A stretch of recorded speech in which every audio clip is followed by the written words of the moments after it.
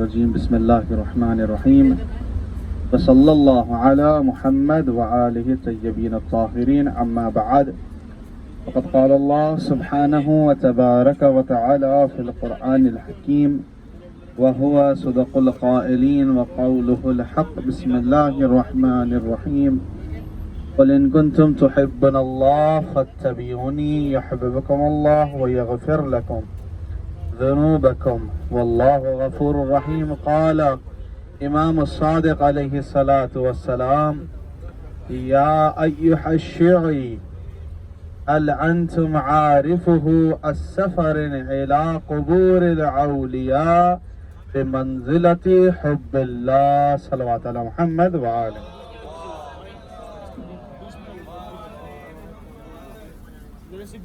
سب سے پہلے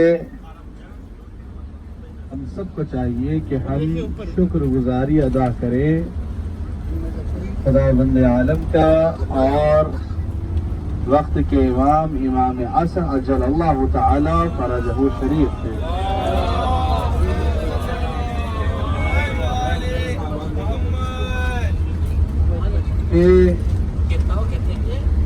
جس کی وجہ سے یہ توفیق ہمیں حاصل ہوئی ہے کہ ہم زیارات پر رواں و دواں ہیں، اور اب جو ہم نے زیارت بجا لائی وہ جناب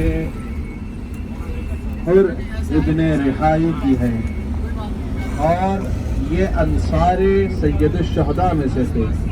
مگر اب جس جانب ہم جا رہے ہیں اب شہداء ہاشمی کی ابتدا ہو رہی ہے، یعنی بنی ہاشم میں جو شہداء گئے ان میں جو طفلان مسلم ہیں جناب مسلم ابن عقیل کے شہزادگان کی زیارت کے لیے جا رہے ہیں. سب سے پہلی بات ہمیں چاہیے کہ ہم جب زیارات کے لیے روانہ ہوئے ہیں تو اس بات کا ضرور خیال رکھیں کہ زیارات کے لیے خوش نصیب ہے وہ جسے مولا نے توفیق عنایت فرمائے، ورنہ ہر کسی کو زیارات نصیب نہیں ہوتے ہیں. یہ بات یاد رکھ لیجیے. کیا نہیں ہے ایسے لوگ جو ابھی بھی انتظار میں ہیں؟ کیا لوگ ہم سے نہیں کہتے ہیں کہ بھئی آپ زیارات پہ جا رہے ہیں ہمارے لیے بھی دعا کیجیے؟ کہتے ہیں یا نہیں کہتے ہیں؟ کیوں؟ کیونکہ ان کی دل کی تڑپ ہے. مگر جہاں ہم اپنے آپ کو گناہگار سمجھتے ہیں مگر وقت کے امام کا صدقہ ہے کہ ہم زیارات پر نکلے ہوئے ہیں. تو اس چیز کا ادب، اس کا لحاظ ہم پر بھی لازم ہے نا کہ ہم کیسے جائیں زیارات پر، اس طریقے سے جائیں کہ خصوصاً میں ایک بات آپ حضرات کے سامنے بات رکھنا چاہتا ہوں کہ جہاں جب کبھی زیارت کے لیے جائیں تو پاک وضو ہو کر جائیں، بے وضو نہ جائیں. یہ جس مقام پر آپ جا رہے ہیں وہ شہداء کا مقام ہے، جس مقام پر جا رہے ہیں وہ انصار دین اللہ کا مقام ہے، جس مقام پر جا رہے ہیں جس پر خود امام نے سلام کیا ہے، تو لہٰذا باوضو ہو کر جائیں. یہ بہت بابرکت اور طاہر و مطہر والا مقام ہے. اور دوسری چیز یہ اس بات کا خیال رکھیں کہ جب کبھی زیارت کے لیے جائے دخول پر زیارت ادا کرنے کے بعد 2 رکعت نماز ادا کریں. ہدیہ زیارت بہذہ المقام، اس مقام پر 2 رکعت نماز ادا کریں. اور اس کے بعد جب آگے آپ منزل پہ جائیں گے، جب زیارت کریں، جب زری کے پاس قدم آگے بڑھائیں، 2 قدم پہلے، 2 قدم پہلے، یہ آداب ہے جو امام نے بتائے ہیں. 2 قدم پہلے کھڑے ہو کر سلام کرے جس بھی شہید کیا مقام ہو. سلام کرنے کے بعد سب سے پہلے اپنا سیدھا ہاتھ اس زری پر رکھیں، پھر بایاں ہاتھ رکھیں اور کوشش کریں کہ زری کے اندر اپنی انگلیوں کو تھام کر، چاہے آپ کی انگوٹھیاں ہو تو اسے بھی مس کریں، اور اپنے دائیں رائٹ اور لیفٹ آنکھ کو بھی اس سے مس کریں پیشانی کے ساتھ. اور دوسری چیز اس بات کو بھی یاد رکھ لیں کہ آداب زیارت میں یہ ہے آپ زیارت کرنے کے بعد سیدھے پلٹ نہ جائیں، 4 قدم ویسی پیچھے ہٹے، پیچھے کی سمت۔ واضح ہو رہی ہے بات؟ آپ لوگ سماعت کر رہے ہیں یا نہیں؟ 4 قدم ویسی پیچھے ہٹیے، ہٹنے کے بعد رائٹ یا لیفٹ سائڈ ہٹیے ویسی کارنر میں، پھر آپ پلٹیے۔ آداب زیارت کے خلاف ہے کہ پشت صاحب مرقد کو دکھانا، یہ بات یاد رکھ لیجیے۔ بلکہ یہاں تک امام فرماتے ہیں کہ ناپسندیدہ عمل ہے کوئی ایسی حرکت کرے جس سے بے حرمتی ظاہر ہوتی ہو۔ بات واضح ہے؟ ہم اس کے مقام پر جا رہے گئے، بادشاہوں کے بادشاہ بھی ختم ہو گئے، مگر یہ وہ ہے جو شہید ہو کر بھی آباد کر گئے۔ تو لہٰذا اس چیز کا ضرور خیال رکھیں۔ پھر اس کے بعد اس بات کو یاد رکھیں، ہم زیارت تو انجام دے دیں گے، مگر زیارت کے بعد جب آپ روانہ ہو،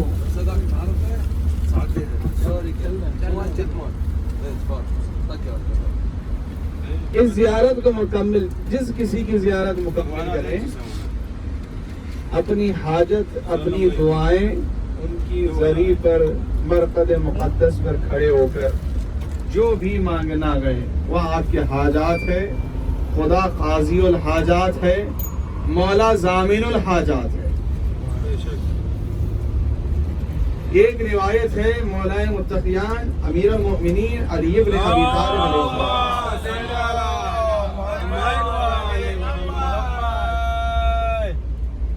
ایک چیز امام یہ فرماتے ہیں کہ قرآن کی آیت ہے سورہ آل عمران، قل ان کنتم تحبون اللہ فاتبعونی، یعنی جو اللہ سے محبت کرنے کا دعویٰ کرتے ہیں، سب کرتے ہیں نا بھائی اللہ سے محبت کرنے کا دعویٰ، تو یعنی بچہ جب بولنا سیکھتا ہے، ابھی بولنا نہیں سیکھتا، اسے اللہ ایک ہے یہ کہہ کے سکھاتے ہیں، اللہ ایک ہے، پنجتن 5 ہے، امام 12 ہے، معصوم 14 ہے، یہ ہم تربیت کرتے ہیں۔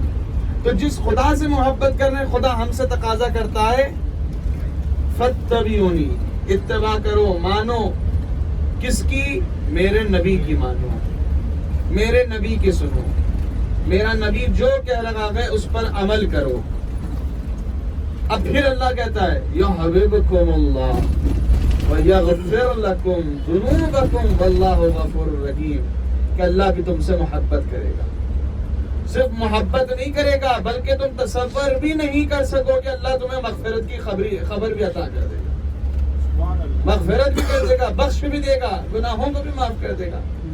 تو لہٰذا عزیزوں، یہ سنت نبوی ہے کہ شہداء کے قبور پر جانا، سمجھے آپ؟ کہ کیا ہے؟ سنت نبوی ہے، رسول اللہ کی سنت ہے، رسول جو کرتے تھے وہ کرنا ہے۔ اور پلٹ کر دوسرے رخ دیکھیے، یہ شہداء سنتے ہیں یا نہیں سنتے؟ قرآن میں 2 مقامات ہے جس میں اللہ کہتا ہے کہ شہید کو مردہ نہ کہو، صرف کہنا کافی ہے، آپ کہیں گے تو نہیں، سمجھنا بھی ہے نا۔ کیا کہا کہ شہید کو مردہ نہ کہو، نہ شہید کو مردہ سمجھو۔ شہداء بدر کے درمیان سے خاتم الانبیاء کا گزر ہو رہا تھا۔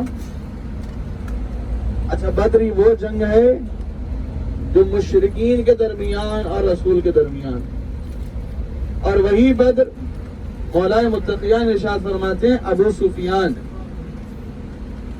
اب آپ حضرات میں سے خدا جانے کون کون ابو سفیان کو جانتا ہے، کون نہیں جانتا۔ اس کے لیے فقط یہ بات کافی ہے کہ ابو سفیان یزید ملعون و مردود کا جو دادا تھا، اور خود یزید ابو سفیان کی کون سی زوجہ سے کون سا بیٹا تھا وہ خدا جانتا ہے۔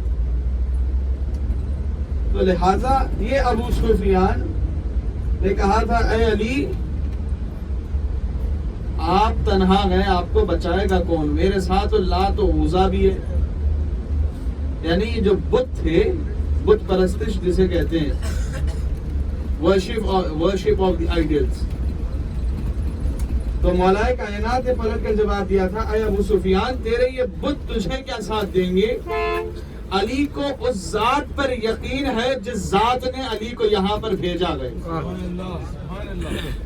کہا اے ابو سفیان تیرے سینے میں شرک ایسے روند رہا ہے جیسے سانپ روندتا ہے. علی نے پلک جھپکنے کی حد تک بھی کبھی شرک کا تصور بھی نہیں کیا، بلکہ اگر میرے آنکھوں کے سامنے سے سارے کے سارے آسمان کے پردے ہٹا دیے جائے پھر بھی علی کے یقین میں رمق برابر کمی نہیں ہوگی. اور کہا خدارا نہ مجھے جنت کا شوق ہے ولا خوفن من نارک، نہ جہنم کا خوف ہے، بلکہ تیری عبادت اس لیے کر رہا ہوں کیونکہ اپنے آپ کو بندہ خدا سمجھ کر اور تجھے اپنا معبود سمجھ کر رہا ہوں. یہ مولا کائنات کی کلمات ہیں جو بلاغا کی. میرے عزیزوں آپ سوچ کر دیکھیں شہدائے بدر کے درمیان سے رسول اللہ کا گزر ہو رہا تھا اور ایک صحاب تھے بیچارے دوسرے دعوے دار. اب انہوں نے پوچھا یا رسول اللہ یہ بتائیے یہ سنتے بھی ہیں رسول کلام کر رہے ہیں، کس سے؟ شہداء سے کلام کر رہے ہیں. اب یہ بتائیے شہداء سنتے بھی ہیں، مثال کے طور پر اگر کوئی اس دنیا سے گزر جائے گا تو سنے گا وہ؟ آپ ہم تو کہیں گے نا بھائی کہیں گے تو وہ کوئی جواب نہیں دے گا. آپ دیکھیے عظمت کیا ہوتی ہے شہید کی. آپ یہ سوچ کر دیکھیے رسول اللہ کی سنت ہے نا، فاتبعونی کہا اللہ نے، تم مجھ سے محبت تو کر رہے ہو مگر صرف محبت کرنا کافی نہیں ہے، میرے نبی کی اتباع کرو، بلکہ کہا اطیعوا اللہ، اللہ کی اطاعت کو اگر دیکھنا ہے تو سب سے پہلے کہا اطیعوا الرسول واطاع اللہ. تم رسول کی اطاعت کرو گے تو گویا میری اطاعت ہوگی. اب رسول شہدائے بدر سے کلام کر رہے ہیں، گفتگو کر رہے ہیں، تو اس گفتگو کے درمیان دوسرے صحاب نے یہ سوال کیا یا رسول اللہ کیا یہ سنتے بھی ہیں؟ کس کے متعلق کہہ رہے ہیں؟ شہداء، شہید کے متعلق. کیا یہ سنتے بھی ہیں؟ کہا یہ صرف سنتے ہی نہیں ہیں بلکہ تم سے بہتر سمجھتے بھی ہیں. صرف سنتے ہی نہیں ہیں بلکہ تم سے بہتر سمجھتے بھی ہیں. اور عزیزوں امام حسین کے چاہنے والوں اور امام حسین کی مجلس کو برپا کرنے والے یا مجلس میں بیٹھنے والے یہ شرکائے مجلس کی کیفیت اور عظمت یہ ہے کہ من جلسا مجالسا یوحی امرنا، جو ہمارے مجالس کے ذریعے سے ہمارے تعلیمات کو زندہ کرتا ہے گویا ان کا دل اس وقت بھی زندہ ہوگا جس دن سب کے دل مردہ ہو چکے ہوں گے. گویا جو زیارت پہ جا رہا ہے وہ اپنے زندہ ہونے کا دعویٰ پیش کر رہا ہے اور جو مخالفت کر رہا ہے انہیں مردہ ہونے کا دلیل پیش کر رہا ہے.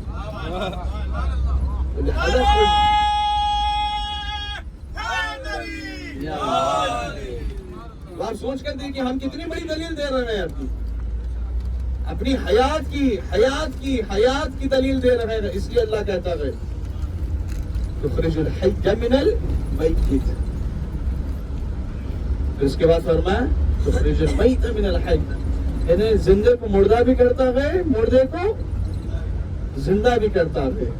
تو مولا کائنات کا ارشاد ہے اے لوگوں عالم اعتذار کا وقت ہوگا، دم نکلنے کا وقت ہوگا، تم پریشان ہوں گے.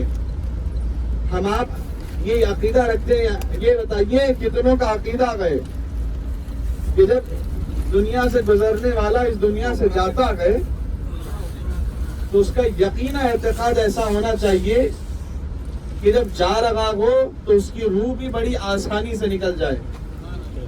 مگر ہمیں یہ اعجاز حاصل ہے کہ کوئی کیسے بھی مر جائے مگر علی کا شیعہ تنہا اس دنیا سے نہیں جاتا. وہاں آنکھ بند نہیں ہوتی. ایک تو اپنی آنکھوں سے اپنا مقام جنت میں بھی دیکھ لیتا ہے، دوسرا اس وقت تک دنیا سے نہیں جاتا جب تک اپنے مولا کا دیدار نہیں کر لیتا. یقین ہے نا؟ تو امیر کائنات کیا فرماتے ہیں کہ ایک بات یاد رکھ لو جب تم اس دنیا سے جاؤ گے تو مرنے والا 3 چیزوں سے سوال کرے گا. بڑی توجہ کے ساتھ سوال کرے گا. کتنی؟ 3 چیزیں. سب اپنی بیداری کے لیے با آواز بلند مولا کائنات کی بارگاہ میں صلوات پیش کریں. اللہم صلی علی محمد. یہ بھی صلوات ہے کوئی؟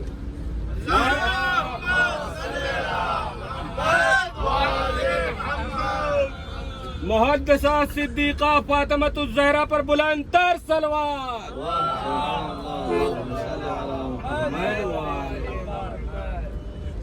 تو مولا کائنات نے کیا فرمایا؟ اس دنیا سے جانے والا 3 چیزوں سے سوال کرتا ہے. 3 چیزوں سے.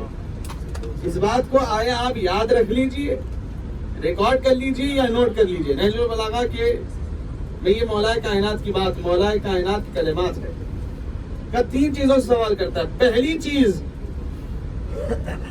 انسان دنیا میں تو زندگی جی رہا ہے، کس مقصد سے جیتا ہے؟ دولت، پیسہ. مولا نے کہا دنیا سے جانے والا اپنے دولت سے، پیسے سے سوال کرتا ہے.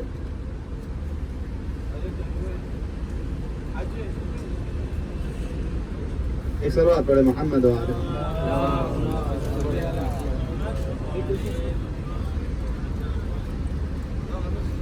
تو دولت سے جب پیسے سے سوال کرتا ہے تو بتاؤ کہ تم میرے لیے کیا کر سکتے ہو. اس دنیا سے جانے والا، گزرنے والا سوال کر رہا ہے، تم میرے لیے کیا کر سکتے ہو. تو دولت اور پیسہ سے اتنا کہے گا کہ میں تمہارے لیے کفن دے سکتا ہوں. پیسہ صرف کفن میں استعمال آئے گا. رسول اللہ سے پوچھا گیا یا رسول اللہ بتائیے ایسے میں اپنے آپ کو کیسے تیار کر لوں. کل میں نے عید کے خطبے میں بھی عرض کیا تھا کہ میں اپنے آپ کیسے تیار کر لوں کہ خدا مجھ سے محبت کرے، خدا کے بندے مجھ سے محبت کرے. کہ جو خدا کے بندوں سے محبت کرتا ہے خدا بھی اس سے محبت کرتا ہے. خیال رکھو. کہا کہ دولت صرف اور صرف کفن دلا سکتی ہے، اس سے زیادہ نہیں. کچھ اولاد، مالو و بنو زینت الحیات الدنیا و باقیات الصالحات، یعنی مال، دولت، اولاد انسان کے لیے یہ دنیا کی زینت ہے. کہا اولاد سے پوچھا جائے گا تم کیا کر سکتے ہو؟ کہ ہم آپ کو صرف قبر تک پہنچا سکتے ہیں. کہاں تک پہنچا سکتے ہیں؟ قبر تک، اس سے زیادہ نہیں، کچھ نہیں کر سکتے. جنازے کو قبر تک پہنچا سکتی ہے اولاد، اس سے بڑھ کر کچھ نہیں کر سکتی. لاکھ ایصال ثواب کر لے وہ بات کی چیز ہے، مگر اس کے لیے کیا کر رہے ہیں؟ اب انسان کی تمنائیں محدود ہو گئی، یعنی اب وہ جو فکر میں تھا اور فکر بڑھ گئی، اب کوئی سہارا دینے والا نہیں ہے. مولا نے کہا تیسری چیز ایسی ہوگی جو صرف اس کے دم نکلنے کے وقت ہی نہیں بلکہ اسے قبر تک، قبر سے لے کر قیامت تک اس کے ساتھ ہوگی. بلکہ قیامت تک نہیں بلکہ اسے منزل مقصود تک، جنت تک پہنچانے کے لیے ساتھ رہے گی. کہ وہ کبھی اسے تنہا نہیں چھوڑے گی، بلکہ جب عالم برزخ میں پہنچے گا تو کہیں سے روشنی نظر نہیں آئے گی مگر اس کے سینے سے نور طاری ہوتا ہوا نظر آئے گا. کہا وہ کون سی چیز ہے؟ کہ تمہارے اعمال تمہارا حقیقی دوست ہے. تمہارے اعمال ہی، یعنی اعمال وہ ہے جو انسان کے ساتھ دنیا سے لے کر آخرت تک ساتھ رہیں گے. کہا ایسے اعمال کر جاؤ جو تمہارے اس دنیا سے جانے کے بعد تمہارے لیے باعث ایصال ثواب بن جائے. عزیزان گرامی، مولا یہی فرماتے ہیں کہ سلام ہمارا ان لوگوں پر جو اولیاء خدا کا احترام کرتے ہیں. گویا ہم احترام اولیاء الہی میں جا رہے ہیں. یہ سب اولیاء الہی ہے، یہ شہداء ہے، سبیل الہی، خدا کی راہ کے شہید ہے. تو گویا ہم سب کو چاہیے اس عظمتوں کو سمجھے اور حاجات جتنی بھی ہو ان کے وسیلے سے دعا کریں. اس لیے معصوم فرماتے ہیں ادعو بہذہ الدعاء، جو بھی تمہاری حاجت ہے وہ خدا کی بارگاہ میں پیش کرو، صدائیں بلند کرو. انا ضامن لک حاجت علی اللہ، اور میں ضامن ہوں، ضمانت دیتا ہوں کہ خدا کی بارگاہ میں تمہاری حاجت پوری ہو جائے گی. تو ایک ایک قدم جیسے جیسے منزل آگے بڑھتی جا رہی ویسے ویسے ہم طفلان مسلم. اس کے بعد ہم جائیں گے کاظمین، دو ائمہ کے روزے پر. اس کے بعد سامرہ جائیں گے، سرہ مرائے. بہرحال جب کاظمین میں داخل ہو تو وہاں ایک اور ایک جلیل القدر شخصیت کی بھی قبر ہے، مزار ہے. یہ بتائیے کہ ہم سب کے لیے نہج البلاغہ احترام والی کتاب ہے نا.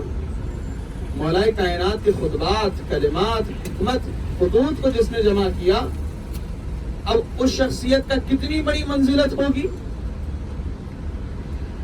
سید رضی علیہ رحمہ، ان کی بھی مزار وہیں ہے. تو کوشش کریں گے انشاءاللہ تعالیٰ سید رضی کی مزار میں بھی جائیں. وقت تنگ ہے مگر چاہیے کہ ان مقامات پر جائیں. اور وہاں پر حوزہ و مدرسہ علمیہ سید رضی شریف موجود ہے، اس کا میں ممثل بھی ہوں، نمائندہ مطلق بھی ہوں. لہٰذا آپ حضرات کوشش کریں جب معصوم کی زیارت کے لیے جائیں تو اس کیفیت میں جائیں کہ معصوم ہمیں ایسے بنائے جیسے وہ چاہتے ہیں. یہ دعا کریں، سب سے پہلی دعا یہ ہونا چاہیے، ایسے بنائے جیسے آپ چاہتے ہیں، تاکہ ہم بھی جب قیامت کے میدان میں جائیں تو وہی صاحب روزہ یہ کہیں کہ یہی میرا چاہنے والا ہے. اس لیے مولا شیعی کہتے ہیں، چاہنے والے کو شیعہ کہتے ہیں، دوست محب. اس وقت کیا چاہیے؟ بس خداوند عالم کی بارگاہ میں دعا کریں کہ وجود امام زمانہ کے صدقے میں ہمارے ان زیارات و عبادات کو قبول فرمائے اور ہمیں توفیق دے کہ ہم جب آئیں پھر تو بار بار آئیں اور اپنے اہل و عیال، دوست احباب سب کے ساتھ آئیں. صلوات پڑھے محمد و آل محمد.